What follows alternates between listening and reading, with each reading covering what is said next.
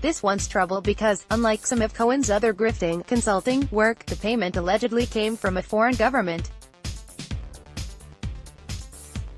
I'll leave it to legal eagles to debate the finer points of the Foreign Agents Registration Act, but if a U.S.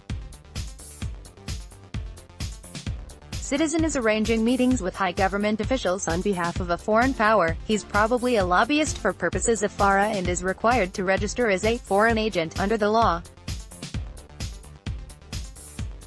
Until recently, failing to register was no big deal. The statute was rarely enforced, so lobbyists for foreign interests would register retroactively if and when it was noticed that they hadn't done so. Between 1966 and 2017, there were just 3 indictments for failing to register. But that changed with Russiagate. Bob Mueller charged Paul Manafort with violations of FARA and noted in Mike Flynn's guilty plea that he had made material false statements in his own FARA filings. Ever since, lobbyists in D.C. have been racing to update their own FARA paperwork so that they don't end up being hauled into court too under the newly revived statute. The point is, Mueller is interested in FARA omissions and has already proved he is willing to indict over them.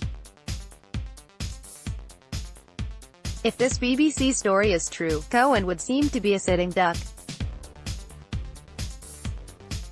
Donald Trump's personal lawyer, Michael Cohen, received a secret payment of at least $400,000 £300,000 to fix talks between the Ukrainian president and President Trump, according to sources in Kiev close to those involved.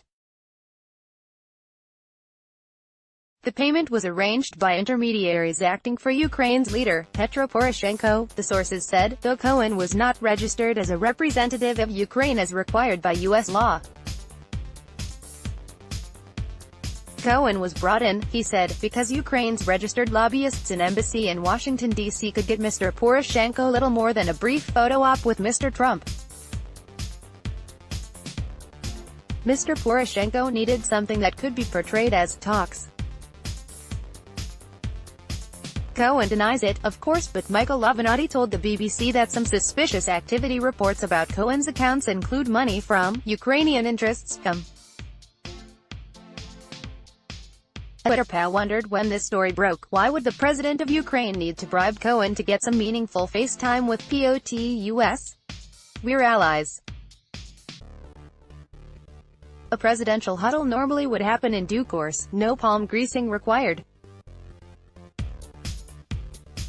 Right, but the key word is normally. Trump, after all, had 2 reasons to be leery of Ukraine. One was his interest in détente with Russia, a preference that no doubt scared the hell out of Poroshenko and his advisors. The other was the fact that Manafort's connections to Ukraine's Putin puppet former president were revealed during the campaign thanks to information from Ukrainian documents, which naturally annoyed POTUS. Ukraine favored Hillary in the election, believing that she'd be more likely to side with them against Moscow. Now suddenly they were forced to deal with Trump, who might hold a grudge and not want to meet them except for photo ops.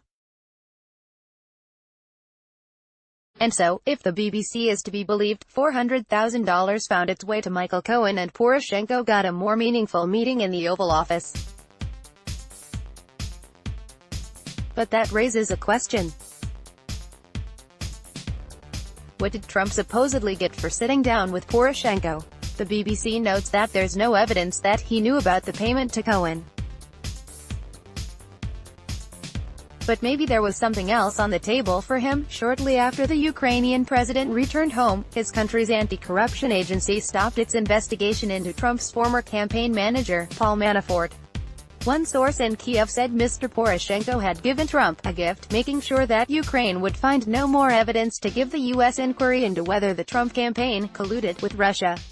A report by a member of a Western country's intelligence community says Mr. Poroshenko's team believe they have established a non-aggression pact with Mr. Trump. They torpedoed their own investigation into Manafort for fear that the results might be used by Bob Mueller against Trump in the Russiagate probe. That's not the first time that's been reported, either. 3 weeks ago the Times also noticed that Ukraine had shoved its corruption investigation of Manafort in a drawer, and, coincidentally, not long after received approval by the White House to buy anti-tank missiles from the U.S., a surprising development given Trump's desire for better relations with Putin. An intel report from a Western agency obtained by the BBC also claims that Ukraine agreed to import U.S. coal and to purchase $1 billion worth of diesel trains from the U.S. even though they produce all of that themselves.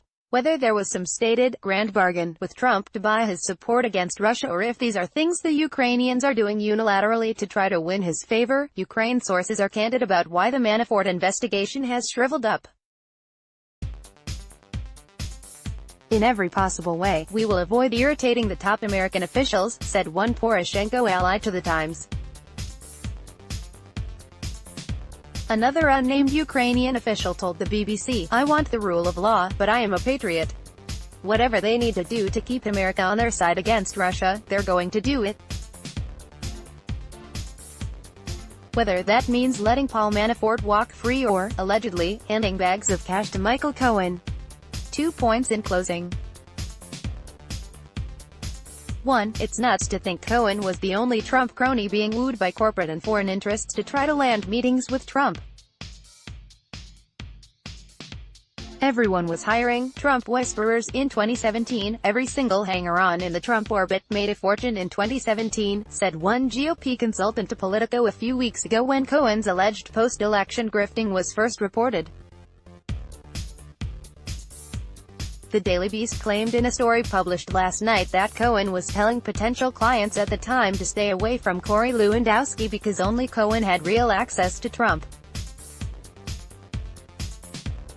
Trump cronies were competing with each other to shake down special interests for consulting fees. If Ukraine was desperate enough to throw nearly $500,000 at Cohen to try to get a meeting, who else did they throw money at? 2. Lest there was any doubt, Mueller is interested in money flowing from Ukraine to Trump-connected interests. Last month the NYT reported that his office was looking at a $150,000 donation, made by Ukrainian billionaire Viktor Pinchuk, to Trump's foundation in 2015 in exchange for a 20-minute video-linked appearance by Trump at a Ukrainian conference that month. The man who solicited that donation, on Trump's behalf, Michael Cohen, of course. It would be bizarre if Mueller's investigation, which is dedicated to exposing Russian influence over the last election, instead ended up exposing Cohen and Trump for two friendly dealings they had with Russia's mortal enemy in Kiev, but that's where we may be headed.